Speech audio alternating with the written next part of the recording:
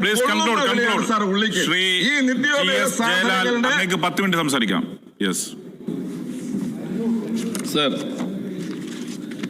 ഇവിടെ പ്രതിപക്ഷത്തിന് എന്ത് പറ്റി എന്ന ചോദ്യം തന്നെയാണ് സർ ആവർത്തിക്കാൻ തോന്നുന്നത്. സർ, ഇവിടെ പ്രമേയ അവതാരകൻ അദ്ദേഹം അവതരിപ്പിച്ച പ്രമേയം ചർച്ചയ്ക്കെടുത്തതിൽ സന്തോഷം പറഞ്ഞു.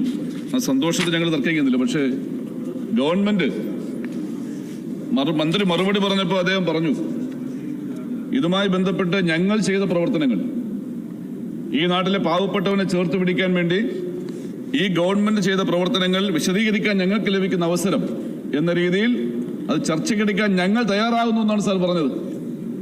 അതാണ് ആ വിഷയത്തെ ഗവൺമെന്റ് കാണുന്നത്. എങ്ങനെയാണ് സർ?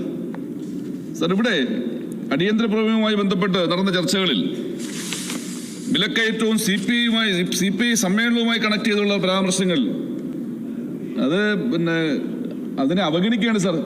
പത്രവാർത്തകൾ എടുത്തു വെച്ചുകൊണ്ട് CPIയുടെ സമ്മേളനങ്ങൾ വിലയിരുത്താൻ പോകുന്നു. അവർ ആനയെ കണ്ട കുരുടന്മാരെ പോലെയാണ് സാർ. അത്രയാലും വേറെ ഒന്നും പറയാനില്ല. പത്രസമ്മേളനം നടത്തിയില്ലല്ലോ സാർ AK ആന്റണിയെ പോലെ. AK ആന്റണി നടത്തിയ പത്രസമ്മേളനം ഇവിടെ പരാമർശിക്കപ്പെട്ടതല്ലേ? ഞാൻ അതിലേക്ക് പോകുന്നില്ല.